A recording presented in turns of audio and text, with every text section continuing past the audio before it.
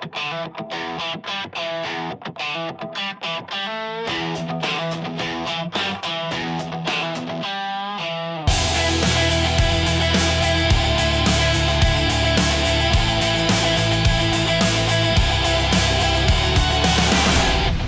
to the All Access Entertainment Podcast. I am your host, Joseph Bruen, here with Part 7. That's right, Part 7 with Vince Russo. I mean, you called it last time, so it kind of had to happen. The fans have been asking for yet another installment, so we're here once again. Welcome to the show, Mr. Vince Russo. Well, Joe, I really appreciate it. And Part 7. Listen, I got to tell you guys off the bat, if there's a lisp like that and there's a little swelling here, I literally just came from the dentist and he had to numb me. I'm not in any pain or anything. I may speak a little weird here and there, but I wanted to make sure I was here for you today, Joe. I appreciate that, and really appreciate you saying that. So, we're back. It's Part 7. Let's start off. You just had an explosive, I would call it, Tony Khan interview. It's an interview that people have been waiting for. He's done interviews in the past, but he kind of beats around the bush, as we all know. But this felt like an actual interview where he wasn't beating around the bush. This felt like he was actually just sitting down with two guys and actually talking. So what are your thoughts on how the interview went? Was it what you were hoping for? And was there anything missing? Yeah, no, listen, I was a little afraid. See the way I said afraid?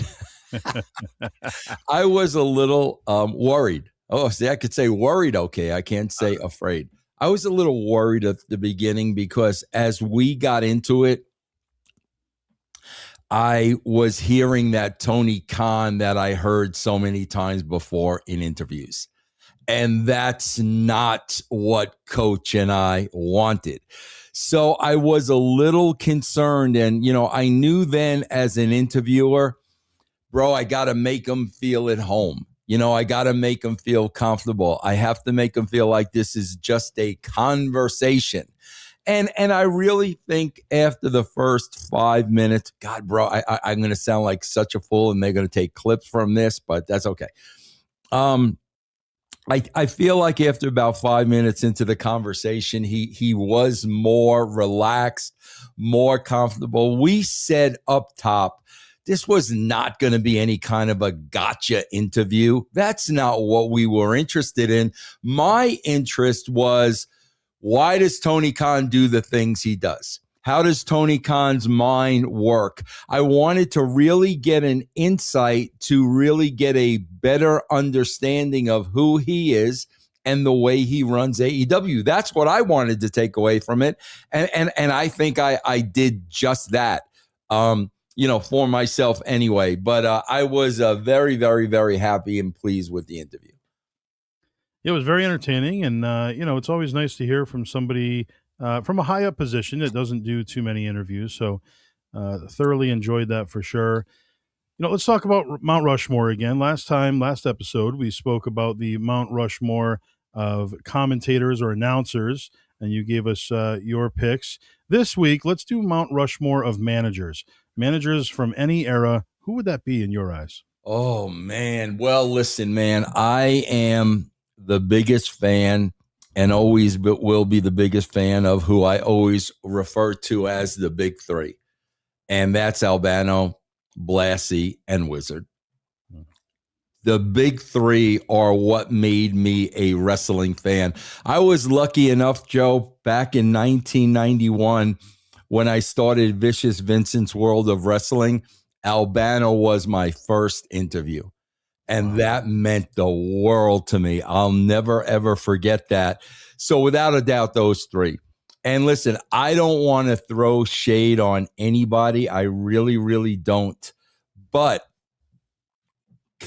one of the guys, man, who is like just so underrated. And I say that because I got to work with him for a very, very, very long time. And that, of course, is the great William Moody, Percy Pringle, Paul Bearer, whatever you want to call him. Working with Percy, bro, this dude was the greatest storyteller ever. ever. You got to remember, man, he was right in the middle of the Kane Undertaker storyline. Taker was a man of very few words. Kane did not speak at all at the beginning.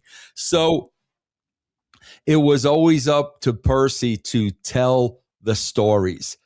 And what a magnificent storyteller. What a magnificent, that's a tough word for me to say. Magnificent.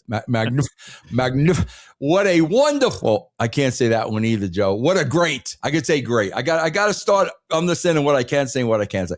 What a great promo guy. When you talk about great promos, I don't know how that guy is not in the discussion. I don't know how Percy Pringle is never in the discussion. Great promo, great storyteller. That would be my Mount Rushmore. And throwing no shade at Heenan. Obviously, Bobby Heenan was one of the greatest of all time. If there were 10 people on this Mount Rushmore, Paul Heyman would not be on it. So yes, I'll throw shade at him, but no shade whatsoever at Bobby Heenan. But you got to keep the big three together. You can't break them up. And then, Percy to me was the best. Great choices. And with Percy, honestly, one of the most colorful personalities and most dedicated to his gimmick. He really was. And like you said, a wonderful storyteller. Percy could really captivate the audience and bring you right in. And, I'll never forget that quick skit that they did backstage for Raw where the cameraman set the camera down and it was supposed to be a private conversation. With Lawler? Yeah, that was fantastic. Yeah. That was and Lawler, I mean, wouldn't go in a manager category, but another great promo. But I know exactly what you're talking about. That was tremendous. Yeah, that was well done for sure. Remember the episode, one of the very, very end of the episodes of Raw. They took him outside and shoved him down the manhole. Remember that one? And then they ripped him. They kept him down there for a while, bro, before they let him out. But what he oh my God! When I bro, we hear a lot of times there will never be another. Yeah. There will never be another Percy Pringle. I don't care what anybody says. And he was a bit of a prankster as well, right? Oh, yeah. He was a fun ribber, for sure. So another tag team around that era, 1996, 1997, they kind of had a short run in the WWF. Doug Furnas, Philip LaFon. Do you have any memories of them coming in and what the original plan was for them? Yeah, I wasn't involved in creative, but I do remember them coming in because they had such a great reputation. Like they were the real deal. And, that wasn't a time where everybody had to be a 5-star wrestler. So when you really got, legitimate great wrestlers in there, everybody was excited and it meant something. And that was the reputation with them coming in. Again, man, not being involved in creative. I wasn't even working for the company back then. I'm not sure what the politics were, but I know everybody was very excited when they first came in.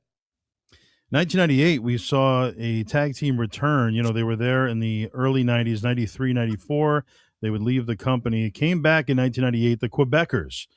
They were around for a little while, kind of starting just before WrestleMania 14 with the big Attitude Era run there. So, was there anything planned for the Quebecers? Because it seemed like they had a very short run that second time around.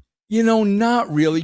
Here's the thing, Joe. Like, I think a lot of people don't talk about this side of Vince a lot.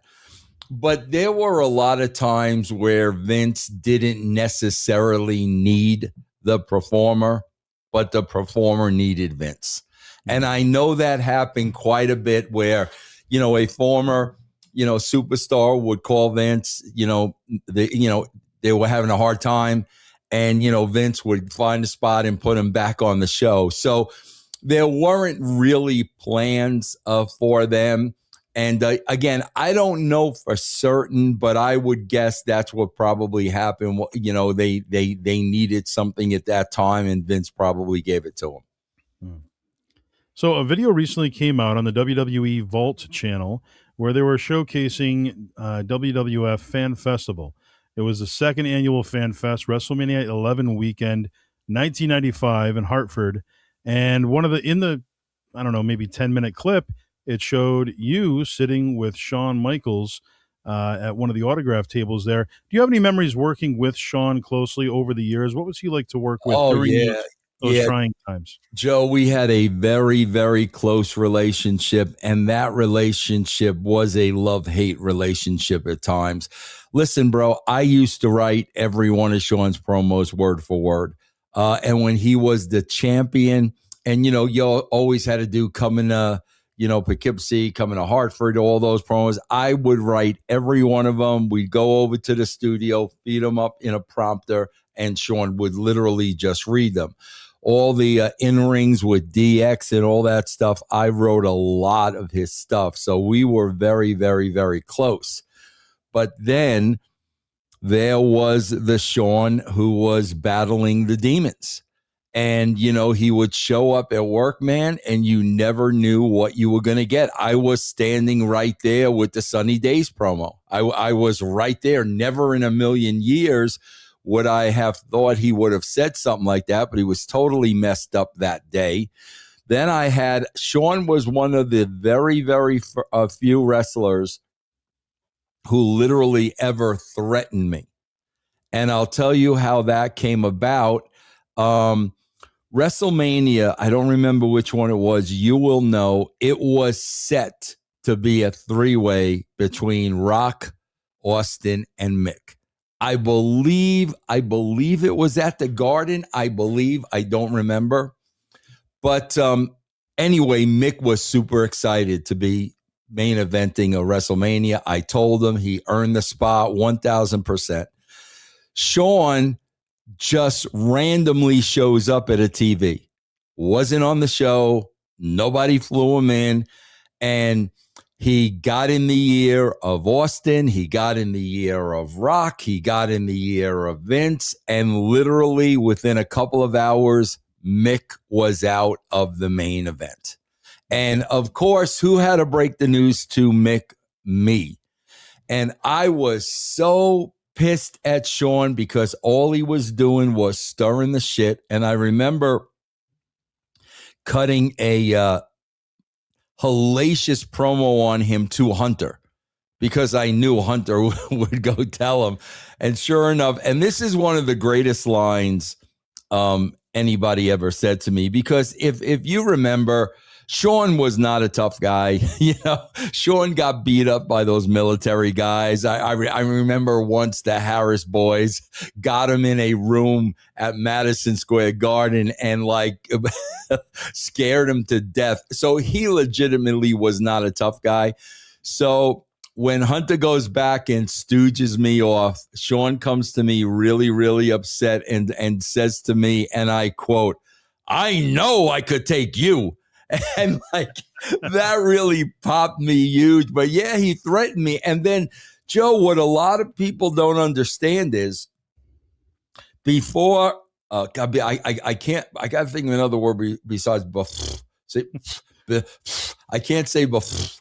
Previous? Prior to WrestleMania when it was Sean and Austin.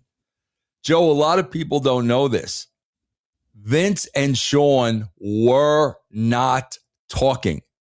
Oh. So I was the go-between. So I would have to go to Sean, get the message, go to Vince, deliver it verbatim, get the response, go to Sean. And my favorite thing was Sean was the champion. And I'll never forget, one of the messages I had to deliver was, you tell Vince if he wants his effing championship belt, he'll have to come to my effing house in San Antonio and take it off my effing mantle. That was the exact quote. Bro, I went back to Vince and delivered it that way. And anybody who knows Vince knows he always used to have his readers on and he always used to look at you like this. And I delivered that verbatim. And after I delivered it, I got from Vince, "He said that?" I said, "Yes, Vince, verbatim." They were not talking, man. They were not talking. There was so much heat at that point in time. But I say this all the time. Sean was battling demons. I mean, there's no question about it. He's admitted it. It was obvious. You never knew the Shawn Michaels you were going to get. And I'm sure today working with Shawn is, probably a pleasure. He's a different guy today. But back then, man, there were really some tough times. You talk about the Sunny Days promo. Obviously, Sunny was a little difficult to work with at times. How was Sable to work with? And why don't you kind of give us a little bit of background on working with her over the years? I loved working with Sable. I never, ever had a problem with Sable. She always did, what I asked her to do. It was my idea for her to train to become a wrestler. And I'll tell you why, Joe, because at the time, we were trying to get wrestlers on Stern because Howard Stern in New York was red hot. Stern hated wrestling. This is before all the wrestlers went on the show. Nobody had ever done Stern. Yeah. And I was a huge Stern mark back then. And I'm like, whether he hates wrestlers or not, we can get Sable on that show. I knew Stern would fawn over Sable. So sure enough, I made the call. And I got Sable and Mark on the phone, and I said, man, I got this idea, and it was about Sable learning to wrestle and becoming the champion. There was never any pushback. She did it. Mark trained her. The problem, the where Sable got the heat, and it really wasn't Sable's fault. I mean, in the company at the time, the heat was really with Luna, and the heat was with Sunny.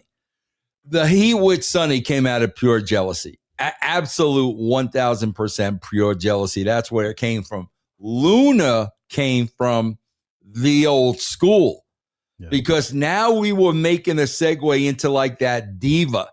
And, Sable was just learning how to work, learning a couple of moves. And, Luna was Luna, Vashon, a legend. I mean, this is who she was.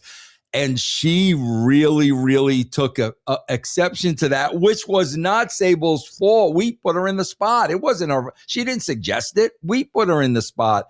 Yeah. But I got to tell you, Joe, thank God for Mero and David Heath, because if it would have been just Sable and Luna, Luna would have killed her. But every time we went through something, the husbands was there. David was great with Luna to make sure everything was under control. But Sable was really, really was in a tough spot because she was getting over, and she was getting over huge.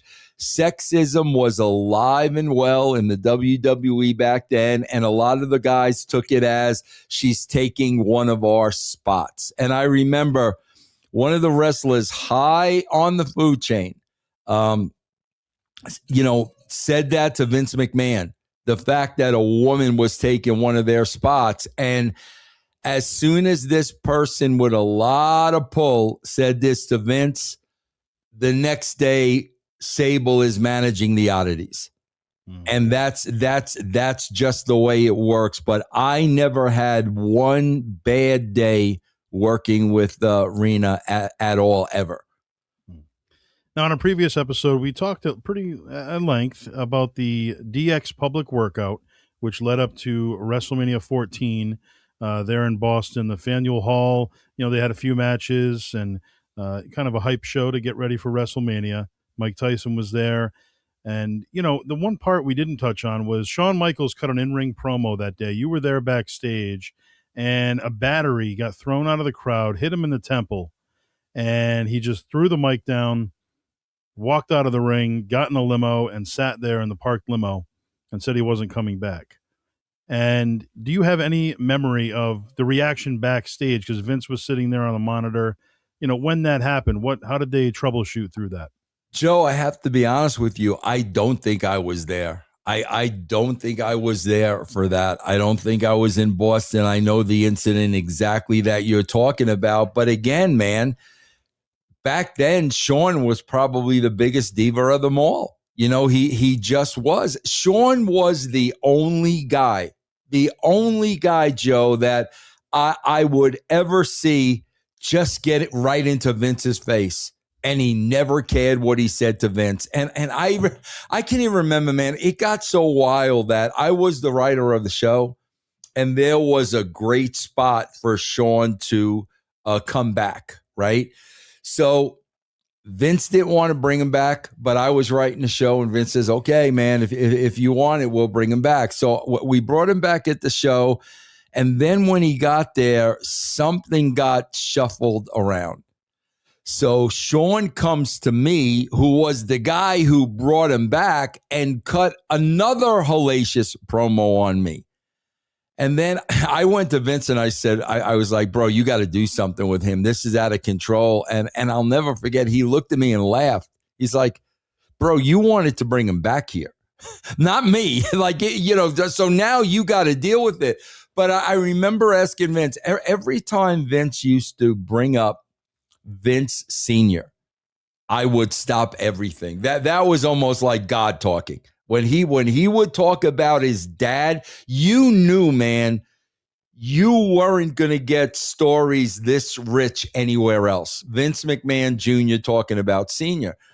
And I'll never forget, it was just the two of us one time, and I said, Vince, why don't you just cut him loose? And Vince turned around, and it always used to be, Vince, my father taught me.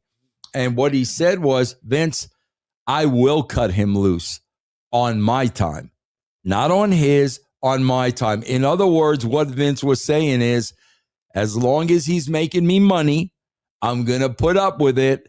But the second he stops drawing or somebody else comes along, he's done. And that's pretty much exactly what happened when Austin got hot. And I've got two fan questions for you this week. You know, the first being The Rock. They wanted to know your relationship with The Rock when you first, you know, you mentioned in a previous episode, you took the book over basically when he was Rocky Maivia, becoming The Rock.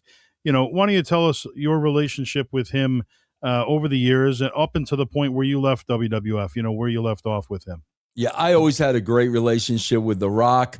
Bro, when I started working with The Rock, I knew he was going to be bigger than the business because it was clear that Rock was smarter than everybody else. I could see he was one step ahead of everybody because, Joe, you got to understand, in this business, and you know this, you're talking about the greatest workers in the world. Yeah. Rock was working them and they had no idea. He was so intelligent that I knew he's going to go far beyond wrestling. And creatively, my God, he would show up at every TV with different catchphrases and different lines, you know, always coming up with new stuff. He was so easy to work with. Again, a guy I never had a problem with. If he didn't like something creatively, he knew how to approach you. You know, hey, Vince, this is great, but what if? You know, he was very, very, very smart. And, you know, him and I, the time that I work with a man, we always had a great, great relationship. And the other fan question was a follow-up on the last episode. You had mentioned that when we brought up David Sahadi, there was something that was in a book that he wrote recently. They just wanted to know what that was exactly. Yeah, that really pissed me off. That really pissed me off. And I tried to call David. And David, you know, I don't know, maybe he didn't see my message. I'll give him the benefit of the doubt, but didn't pick up and didn't call me back. He alluded in his book, and somebody told me, he alluded in his book that I was plotting with Dixie Carter to get rid of Jeff Jarrett. And my God, bro, that is so... There is no substance to that whatsoever, Joe. There was a big brouhaha about, you know, a lot of people knew, you know, Jeff was going out with, you know, Jeff and Karen were seeing each other or messing around. Okay. You know, Jeff, bro, it was a really weird situation because Jeff and I were very close. Okay, Joe, at TNA, Karen and Kurt would show up together, strolling the babies in as a couple. There was no reason to think they were not a couple. Yeah. Well, Jeff would tell me years and years later that they were indeed separated at that time. And that's when Jeff started to see Karen. So, like, in Jeff's mind, there was no problem because they were separated. I never knew they were separated. And Joe, I'm not going to get in anybody's business. I mean, I'm there to work. I'm there to produce a wrestling show. I don't care about their personal lives. I don't want to know nothing about that, right? So what happened was Kurt was upset because Jeff was seeing Karen. Kurt went to Dixie, okay? Dixie went to Jeff. Jeff told Dixie nothing was going on. There's nothing going on. Dixie believed him. Dixie then went to Kurt and said, Kurt, there's nothing going on, man. You're being paranoid. I spoke to Jeff. There's nothing going on, right? So, Joe, a couple of weeks later, Jeff is having a big TNA party at his house in Hendersonville. He invites Dixie Carter. Dixie goes to the party at Jeff's house. He's hosting the party with Karen. Right? So I get into town Monday to write the television. And I'll never forget this, Joe. I knew exactly where I was. I was in Walmart. I was actually looking at action figures. That's how much I remember the call. I was in Walmart. Dixie calls me cutting this hellacious promo on me. Vince, how could you not tell me? They made me look stupid. Why didn't you tell me? Why didn't you smart me? I'm like, Dixie, I got no idea what you're freaking talking. I can't say freaking. I got no idea what you're talking about. And then she said, Vince, Jeff told me he wasn't seeing Karen. He invited me to this party. They're hosting the party together. And I told Kurt that nothing was going on. Okay. That's when Dixie sent Jeff home. That's why she sent him home. So Zahadi, who loves Jeff, and I understand that we all love Jeff. I still keep in touch with Jeff to this day. Everyone loved Jeff. Zahadi, in his book, made the comment that Dixie wanted to get rid of Jeff all along, and this was the catalyst she used to do that. And I plotted along with Dixie because I wanted to be like head of creative. First of all, I was head of creative. Jeff was the boss, just like the relationship I had with Vince. Yeah. They're the boss, but I'm basically writing all the TV and presenting it to them. Right. That was my role with Jeff. So for me to want to get rid of Jeff, why?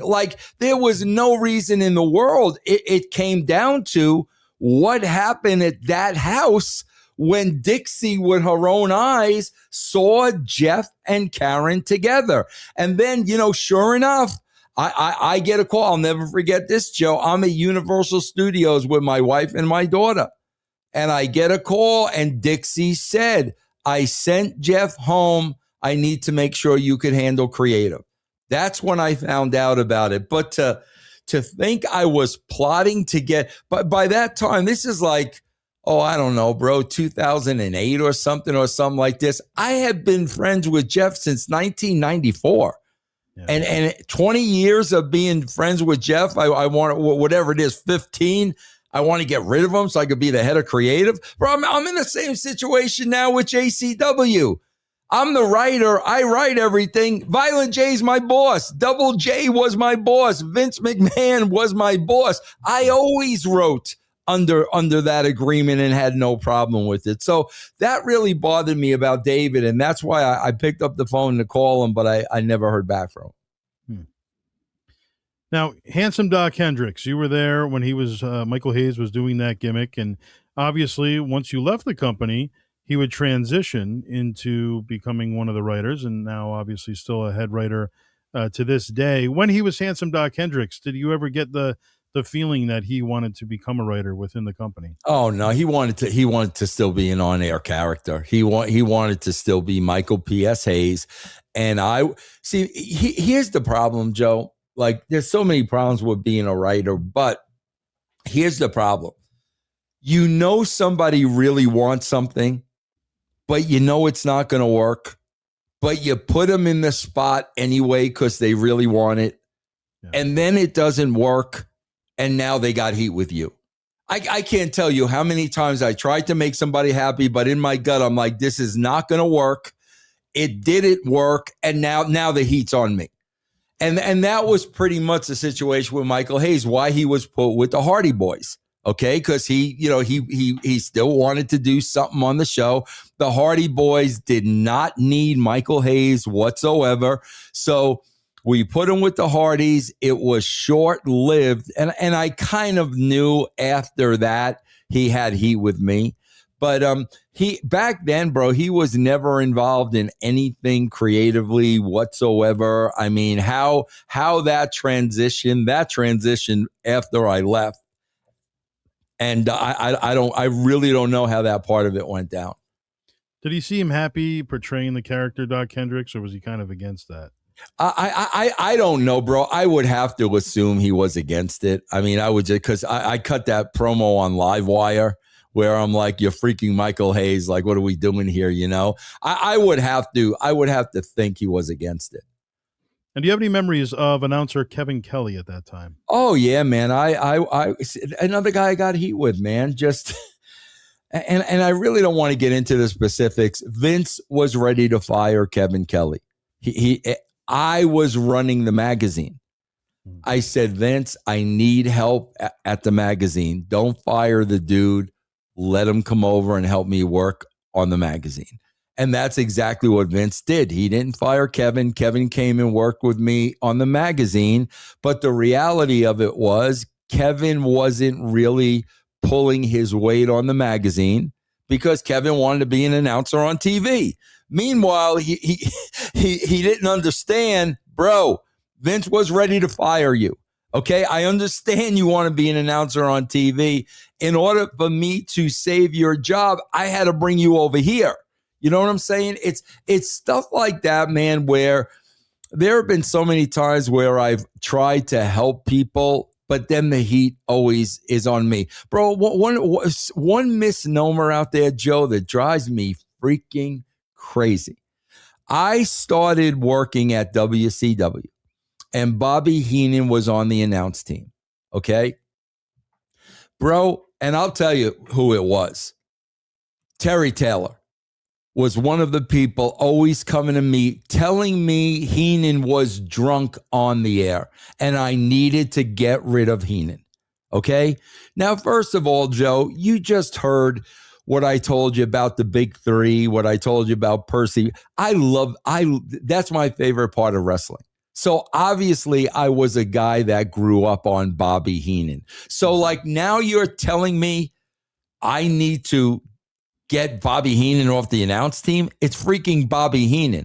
And on top of that, Joe, I got to be honest with you. Maybe I'm naive and I'm stupid. There were a few people saying that Heenan was lit on the show. Joe, I didn't see it.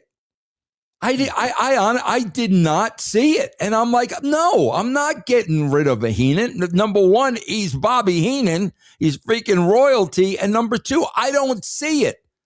And Joe, the week I went home, they replaced Bobby Heenan with whatchamacallit,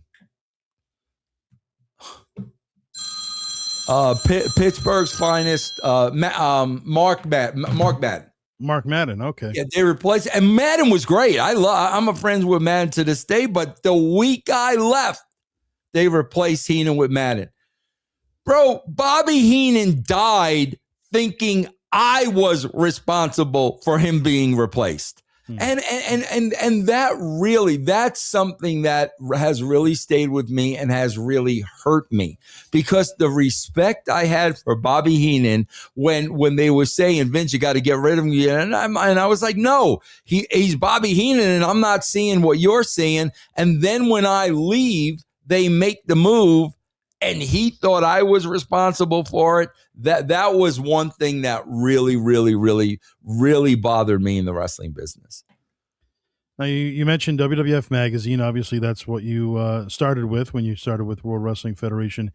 Tell us a little bit about Scoop Sullivan and the concept behind that. A lot of fans have been asking about that. Yeah, well, Joe, like I was pretty much writing 80% of that magazine. The only other person really writing was Luigi and Frito, who was the assistant editor, and oh my God, bro, Keith Elliott. Keith Elliott, thank you, Keith Elliott Greenberg, but he was just a freelancer, so he did maybe one story a month. I was writing the bulk of the magazine. I did not want everything to be by Vince Russo, I did not want that. So that's why I had to come up with the various characters in the magazine, like a Scoop Sullivan with the comic, or the Informer, or Vic Venom. That's the reason why I did all that, because I just did not want my name plastered all over that magazine. So that's one of the reasons I would write out that Scoop Sullivan comic, and I don't remember who drew it, but yeah, that's where that came about. I mean, it's pretty popular. It's still something that people talk about today. It's just a fond memory from that era, and people still speak highly of it. So yeah, it's constantly brought up. Let's talk about Vince McMahon. Recently those texts came out that he still had his hands in WWE creative. What are your thoughts on that coming out? Is that something you realized already, or? Yeah, I don't want to say I realized already without a shadow of a doubt, but bro, I don't doubt anything. My God, I mean, Joe, if we really knew what was going on with that family, like the dynamic of that family, like, oh my God, you talk about having a ratings bonanza on your hands. If the McMahon story was on television, you would have everybody in the world watching. So I was not at all surprised by that, because let's face it, man, you think Vince is going to be able to stay away from wrestling? I mean, one way or another, he's got to have a hand in it. I just find it very hard to believe that Vince McMahon is sitting at home watching television.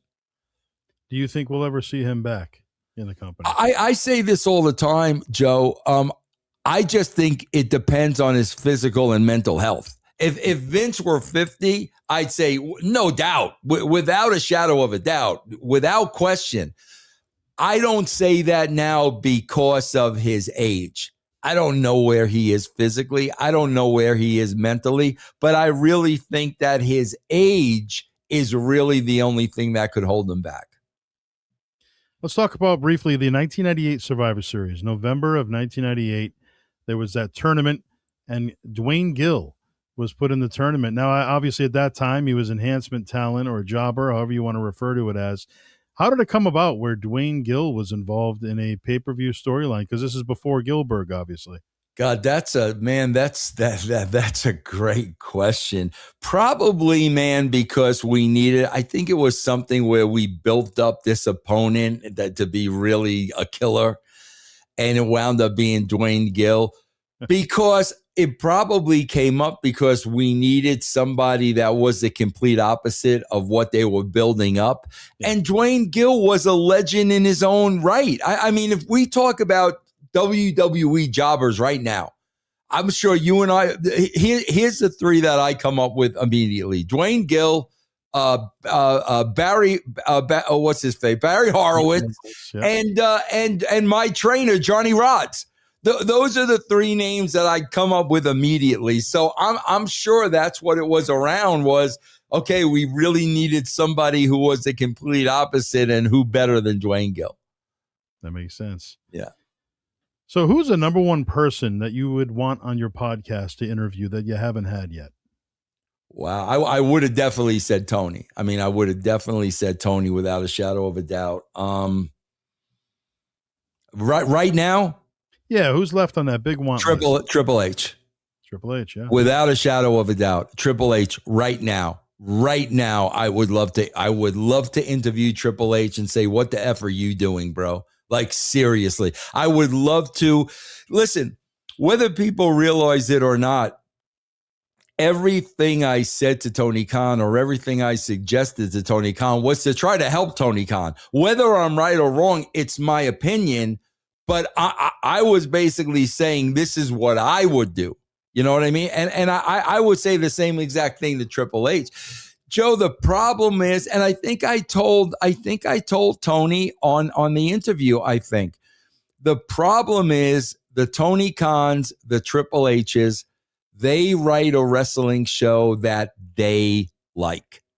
That's the problem. And it doesn't matter what they like. It matters what the masses like. Vince Russo did not write a show that I liked.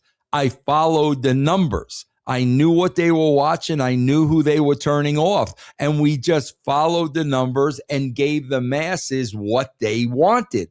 Tony and Hunter write a show that they like. And the reality of the situation is, a very small niche audience likes the same show that they like.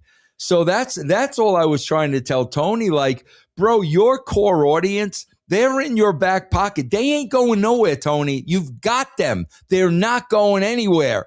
You got to go out there and get the people you don't have. That's all I was trying to tell him. Now, Stone Cold mentioned during a Hall of Fame speech when he inducted Bret Hart into the WWE Hall of Fame, spoke very highly of him. Obviously, they're pretty close over the years. They've had some unbelievable matches, but he said that Bret Hart was known for being late. He was always late. Do you remember any occurrences where Bret was late? I do. I do. Because it usually was Greer. Like, Greer would be the guy with the notebook, literally at the entrance, writing down what times people came in. That was his job. And if you came in late, you were going to get fined. And yeah, man, I do remember Bret coming in late quite a bit. Yes. Another gimmick from 1998 that stands out. People still talk about it to this day. It didn't last too long. The Man's Man, Steven Regal. Do you have any memory of that? And, why he was brought in under a different name rather than just Lord Steven Regal? Yeah, again, that was before I really started writing, so that was not my gimmick. And I know JR, had a lot to do with bringing him in. I think the WCW, had let him go. But then, unfortunately, once we brought him in, we kind of figured out why WCW let him go, and he wasn't there for long. But that was really a Ross Pritchard deal before I really started getting my hands into things. Any memories that you can share, your experiences? We talked about, the Jonathan Taylor Thomas moment, but beyond that, Mr. Bob Backlund, just behind the scenes, any conversations or anything over the years? We were close, man. We were really close. He was my favorite. Mr. Backlund now was my favorite person to produce. I swear I would be standing, 10 feet away from him and literally in tears when he would cut those pre-tapes, man. Oh my God, he was so good. One of my favorite memories, Joe, I swear to God, I come up with the idea for the magazine. We're going to bring Bob Backlund on spring break. Yeah. Okay. And man, bro, I'll never forget this. So we get down to Daytona, was a hot spot back then. Freaking full wool suit, red bow tie, the white shit on his nose. Okay. And Joe, this is a shoot. So there's a pool and, there's a lot, there's all students. Okay. Backlund rolls up his pants to his knees and sits at the edge of the pool and starts dangling his feet in the pool. There's one student there. He starts talking to this student. Joe, I shit you not, within 15 minutes, there were 50 students around Bob Backlund listening to him. Wow. And wow, exactly. I remember seeing that and I was like, wow. But oh my God, bro, I swear to God, Joe, and then, I brought him into TNA because I loved him. I loved him. I love him to this day. Joe, the ring steps, bro, prior to our show at TNA, he would go up and down those ring steps for 2 hours, dripping wet nonstop. You talk about discipline, like, oh my God, one of my all-time favorites to work with, without a shadow of a doubt. As a kid, I was going around school calling people plebeians. I didn't even know what that meant. Man, remember when he got Louis in that chicken wing? Yes. Oh my, was that not one of the greatest moments ever? Because Louis was so old school. Louis's best friend in the company was Arnold Skolin. Yeah. That's how old school. And when Louis had this opportunity, like Louis being old school, just like, I got to sell my ass off. I got to sell my ass off. And when you go back and watch that, and Louis was a bodybuilder. He was not a little dude, Oh, what a great moment that was on Raw. Great moment. It was very believable. And, a lot of people to this day, again, still talk about Bob Backlund. I remember concentrating on a match, and then all of a sudden you kind of look to your left and Bob's in the audience somewhere just kind of going off on somebody. And, oh, man, just so great. Yeah. And talk about a guy that evolved, right? Of who he was to what he became. What a great performer, man. Right. Yeah. Great baby face and even better heel for sure. Yep. Yes. Pat McAfee, WrestleMania angle. There's a lot of negative, comments about this, and it is odd. It doesn't seem to fit, but everybody's got an opinion. What's your thoughts on what they're doing with this? Bro, my thought is, and I think it's clear, when they saw they weren't selling the tickets they wanted to sell, they went in panic mode.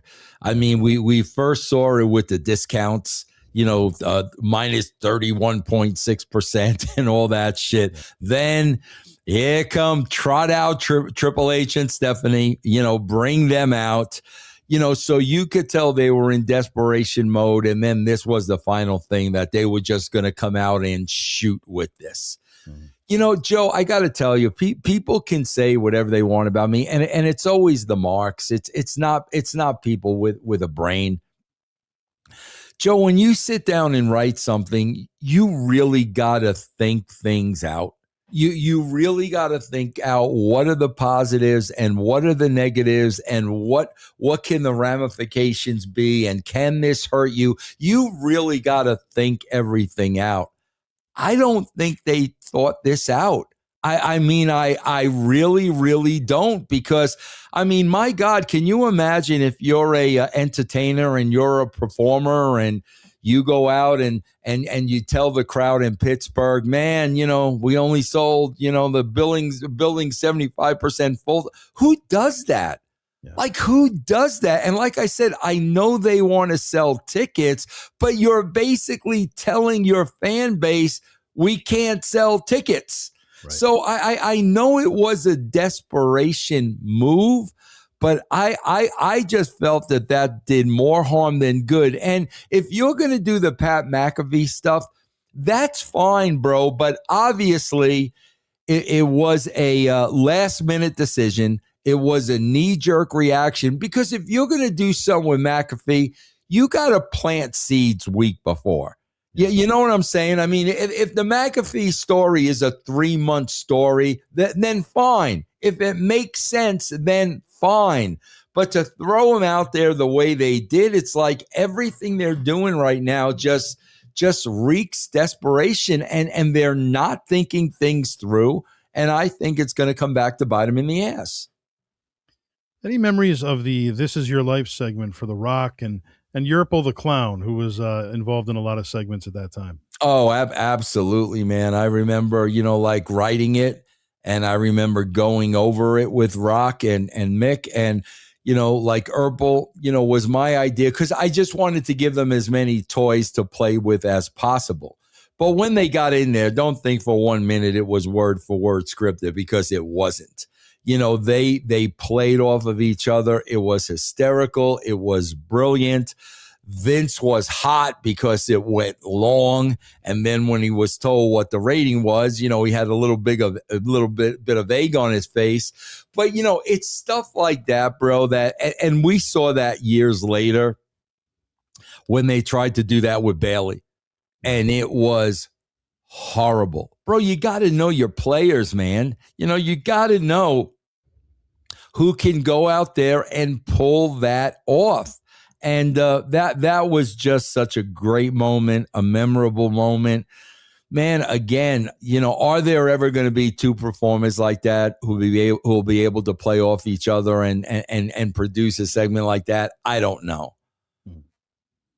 Now, when the incident happened with the Montreal Screwjob, 1997, obviously Bret Hart would leave the company. Anvil and Bulldog would follow to WCW eventually. Owen Hart stayed in the World Wrestling Federation. What's the reasoning behind Owen staying? I think Owen was very, very comfortable in the WWE, and I'm sure they probably gave him more money. And like, Owen didn't want to become a part of all this drama. Owen, had a little boy. He was doing well in the WWE, and I think Owen just felt safe. And I don't know, man, if there was a part of Owen that maybe understood Vince's, reasoning. I don't know. I do remember this, Joe, and I've told this story many times. Bro, this is like the Friday after the Montreal Screwjob. This is like the Friday. And I get a call at night from Owen. And, bro, he is clearly upset. And he said to me, Vince, you need to call Bret. You need to call Bret. Bret is saying that if I go back to the WWE, he's going to disown me as a brother. Now, Joe, you got to understand, that is not my place to call Bret. That's Vince's place. You know what I mean? And I said that to Owen. I said, Owen, it's not my place. And I said, you got to call Vince. And he said, Vince, I tried to call Vince. He's not picking up the phone. You need to call Bret. And, bro, because this was Owen, I called Bret. And I remember, bro, I'll never forget his exact words to me. He was so hot coming off of that Survivor Series. He said to me, Vince, you know what I felt like doing the next day? He said, I felt like going to the building with a gun and taking everybody out. And that's when I realized, like, whoa, like this is affecting him like beyond anybody's comprehension. And then it's funny because that Saturday I had to go to Vince's house to work, and I had to tell Vince that I had a conversation with Bret Hart. But I think, Owen really was a family man. I think he was very, very comfortable in the WWE environment. Everybody loved him there. Obviously, he was loyal to Bret. But, man, when you're talking about your livelihood and a lot of money, and his family should come before Bret, I just think he felt like WWE was home.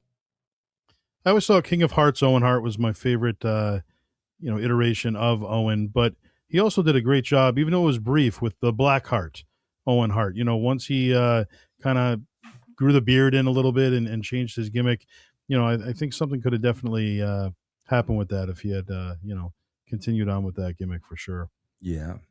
So let's talk about the, Brian Pillman's passing, behind the scenes within the company.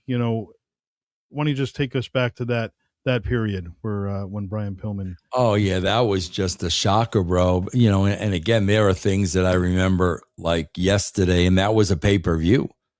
I mean, I do remember that. I do remember the Hart Foundation was working together.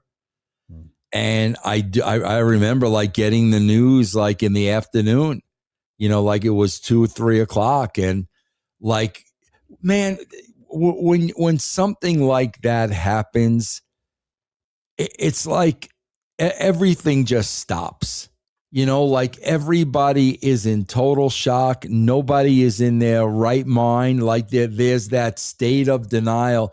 I remember Owen, we just spoke to him. I remember Owen coming to me and saying to me, Vince, is Bruen really dead? I remember him asking me that because that's where you are. You know what I mean? And God, that tore those guys apart. The Heart, foundation at the time, all those guys were close, and that literally tore everybody apart. That, again, one of those days in the business that I'll just never forget, man. Do you have a favorite card in pro wrestling if you had to pick one? Whether it be a pay-per-view or just a regular show? Man, bro, it would definitely have to be something I was not a part of. It would have to be. WrestleMania 2, not so much because it was in the different locations. I'd say, bro, God, maybe WrestleMania 1 or maybe WrestleMania 3. I would say one of those two. They have a special feel for sure, especially WrestleMania 3. Yeah. Shane McMahon, he met with Tony Khan, as everybody knows, quite a while back. Do you think we'll ever see Shane in the wrestling business again? And if so, what capacity do you think you'd expect him in? If you ever see Vince in the wrestling business again, I think you'll see Shane. I mean, there's no doubt about it. I could see Shane running the business for Vince. I can see that. But again, like I say, Joe, it's his health. Like nobody knows where Vince is mentally. He's 80 something years old, man. Nobody knows where he is mentally, physically. To me, that's a bigger question mark than the lawsuits. That's because one day the lawsuits, it's going to go away one way or another. It's going to go away.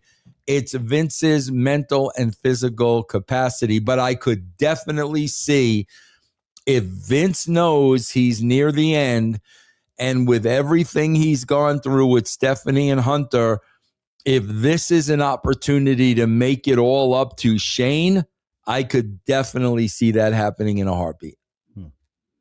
So 1999, WrestleMania 15, the WrestleMania Rage Party led into WrestleMania that weekend. You had Big Pun perform. You had Isaac Hayes. Just a lot of strange combinations, but the huge crowd, massive crowd for this event. And it wasn't in an arena, so it was in some type of, I don't know, a stadium or something, used for a concert hall maybe, or I don't know. But do you have any memories of the WrestleMania Rage Party? God, the only thing I have a memory of is Isaac Hayes with salty balls. That's it, because I remember, man, bro, when South Park first started, the wrestlers loved it, man. They all loved it. And that was hot. To get Isaac Hayes at that time singing that song was freaking hot. And that's the one thing I remember the most. But man, when that came out, South Park came out right around the Attitude Era. Yeah. And there was nothing like it before, and the boys really, really loved it. And I'm surprised Vince knew who Isaac Hayes was, definitely not through South Park, through, Isaac Hayes, the performer. But that's what I remember the most about it. And in closing, Vince, let's talk about Brock Lesnar. How would you book his retirement? Oh, man, I sure as hell wouldn't let the WCW book it. You know what I mean? Yeah. God, I would really have to dig into his past and find out what was the most memorable match. Who did he have the most difficulty with? Is there somebody that he wished he would have had a match with but never did? I would have to really find something that was personal to Brock. That's what I would have to find. Do you know, Joe, as a shoot, this is not third or fourth hand information. This is direct information. Do you know when they were doing the John Cena retirement angle, Kurt Angle wanted to be a part of that. Kurt was calling them and pitching them creative, and they turned down Kurt Angle. Imagine that. I can't. I can't. That's why, like, I would sit down with Brock and what's personal. If this is going to be a one and done, who do you want that to be, and what do you want it to look like? I mean, God, Cena put over guys. They never did anything with Austin Theory after Cena put him over. Then Cena put over Gunther, and we've seen what they've done with that. There's got to be something personal involved. Yeah. Yeah, that is for sure. Well, look forward to WrestleMania. See what happens with Lesnar. See how much longer he's going to do this. This could be his last WrestleMania. You never know. So we'll see what happens with that. And Vince, thank you so much for joining us for part 7. Really appreciate it, and it's always a pleasure to have you here. Yeah, Joe, thank you very much. Thank you, our listeners, man. I really, really appreciate it. Absolutely. For Vince Russo, I'm Joseph Bruen, and this has been the All Access Entertainment Podcast, or for today, the Bro and Joe Show. We will see you all next time. Thank you so much.